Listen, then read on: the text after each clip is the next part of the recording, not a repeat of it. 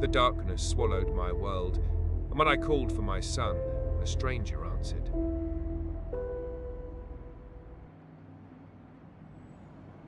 The first thing I registered was the weight. Not a blanket on my chest, but a physical pressure on my eyes. A thick, viscous silence that filled the space where light should be. I lay on my back, listening. There was a faint, persistent tapping, like nervous fingers on glass. Rain.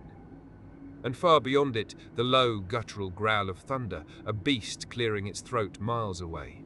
A storm. A power outage. The explanation was simple, logical. It slid into my mind with practiced ease, but it didn't fit. My eyes had been open for minutes, and there was nothing. No ghostly grey shapes of furniture emerging from the gloom. No thin, silver lines of streetlight leaking through the blinds. Not even the tiny, reassuring red pulse of the smoke detector on the ceiling. This wasn't just darkness. This was an absence. A void carved out of the world. I sat up, the motion sending a slick sheet of sweat sliding down my back. The blankets felt heavy, coarse, like a burlap shroud. I blinked hard, again and again, trying to force my pupils to drink in some non-existent photon to make sense of the suffocating totality of it. I waved a hand in front of my face, so close I could feel the faint stir of air on my eyelashes. I saw nothing. It was like being sealed in a velvet tomb. How can a room be this black? A cold dread, sharp and metallic, began to pool in my stomach. The silence in the room was a living thing, broken only by the storm and the frantic drumming in my own ears. I had to speak, to prove I still existed. Shit. The word left my mouth and died instantly. It didn't echo, didn't travel. It was simply swallowed by the oppressive blackness, a single, pathetic puff of air absorbed by a sponge. The quiet that rushed back in was deeper, more profound than before. I threw the blankets off, the sudden chill raising goose flesh along my arms. My legs felt like foreign objects, heavy and unresponsive. I swung them over the side of the mattress, letting my feet dangle in the abyss below. The cool air licked at my ankles, and I froze. A bony, frail and grossly misshapen hand would catch you by the ankle and pull you under the bed. The words echoed in my head, spoken in my own voice from decades ago. I'd said them to my son Kalen when he was small. A silly, thoughtless threat to keep him in bed after being tucked in. A joke. But I'll never forget the sound of his bare feet slapping against the hallway carpet later that night. A frantic, terrified rhythm that jolted me from sleep. He'd thrown himself at my bedroom door, and when I opened it, he collapsed against me, his little hands gripping my leg with a strength I never knew he possessed. He'd sobbed into my pajama pants, telling me he'd needed to use the bathroom so badly but was too scared to get out of bed.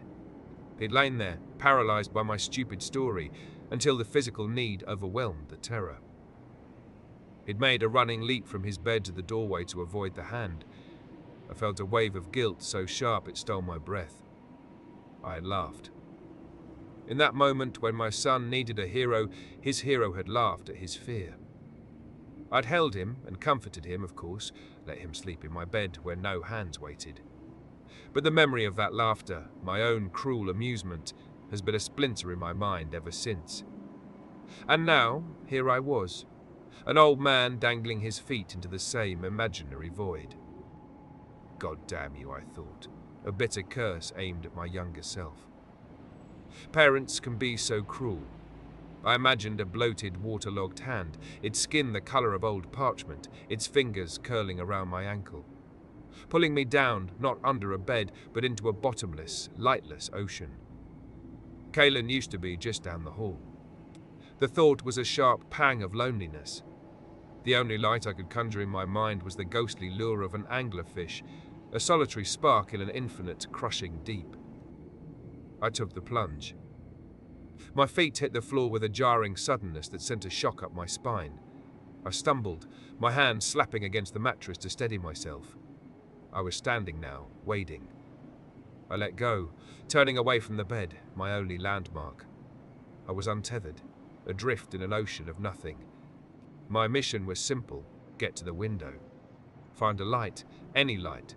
A flash of lightning, a distant porch light, anything to prove the world hadn't been snuffed out while I slept.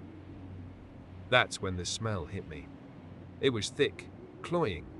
The smell of a compost pile gone wrong, of wet rot and earthy decay. A sour, gag-inducing odor that clung to the humidity in the air, coating my tongue and the back of my throat. It was the scent of stagnant water, of things growing and dying in the dark.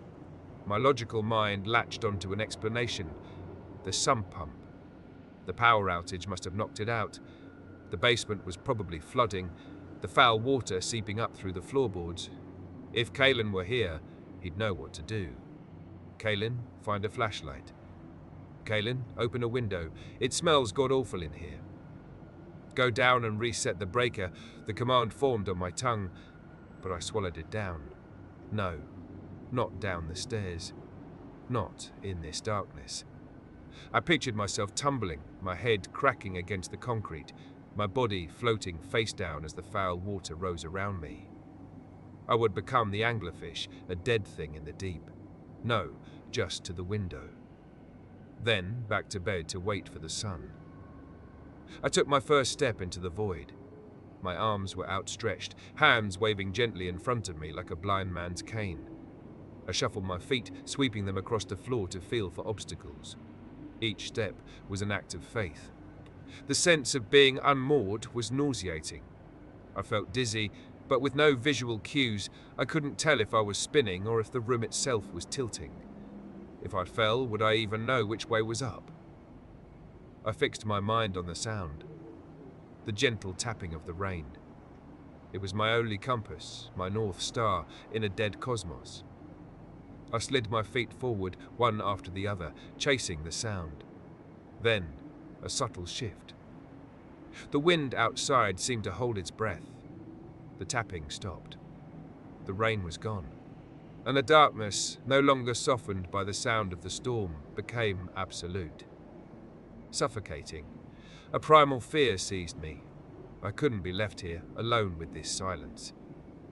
I broke into a clumsy, shambling run, my old knees screaming in protest, the joints grinding like rusty gears. I was no longer wading. I was thrashing, splashing through the bog that my room had become. That rotten, bloated hand from my imagination had found me. It felt like thick weeds wrapping around my ankles, pulling me down, dragging me under. The air thickened, turning to mud in my lungs. I was choking on nothing, drowning in sheer blackness. My feet tangled in something, a mess of wires, and I went down hard. The impact was brutal. My back exploded in pain as it hit the cold, hard surface of the floor. Tile. A shock of cold reality snapped through the panic. I gasped, sucking in a lungful of the putrid air. It felt like swallowing syrup. I was on the floor, but I was alive. I reached down, my fingers finding a tangle of electrical cords wrapped around my ankle. I tore them away, a wave of relief washing over me. I was above the surface again.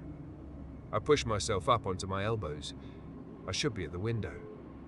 I reached out a trembling hand and felt the familiar, chaotic texture of blinds, knocked askew by my fall. My fingers fumbled, searching for the cord. I found it and pulled. The blinds rattled upwards with a clatter that sounded like an avalanche in the crushing silence. I stared into the glass. Nothing. The entire world was gone.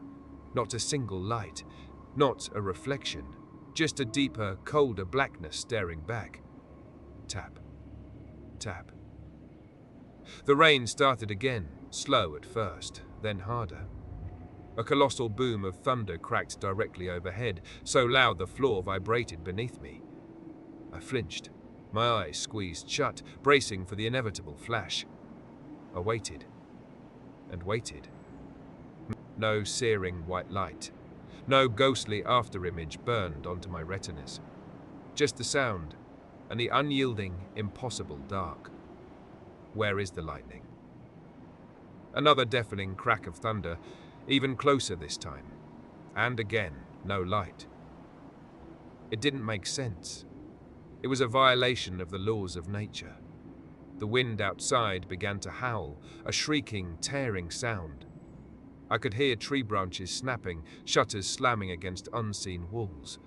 I could hear the world being torn apart, but I couldn't see it. The darkness had eaten the light. It had swallowed the universe whole. This was it. The next great flood, but a flood of eternal night. A scream tore itself from my throat, raw and ragged. Kalen, Kalen, I need you, please, help me.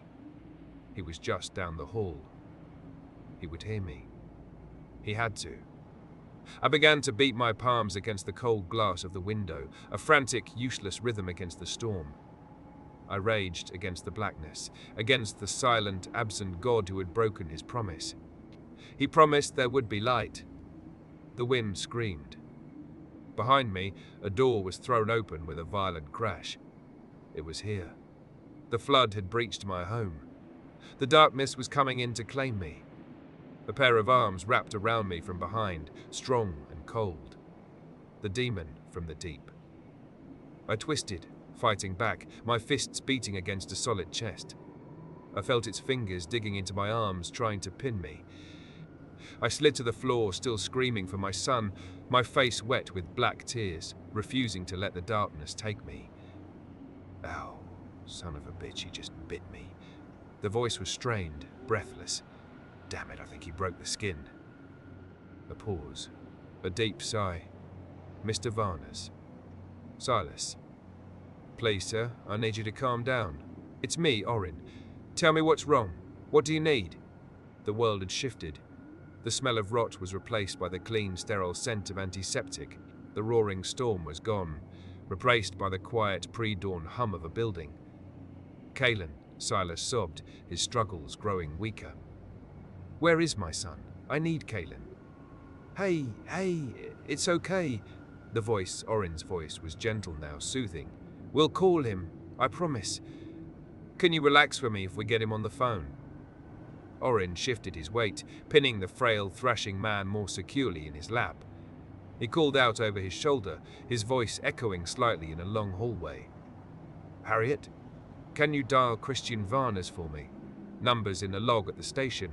Tell him his father is having a rough morning and wants to talk. As the nurse on the other end of the hall began to dial, Orin continued to hold the old man, murmuring reassurances that went unheard. And Silas Varners, lost in the unyielding prison behind his own eyes, fought for a world that was gone, and a son who wasn't there, consumed by, and cursing to his last breath, the forever night.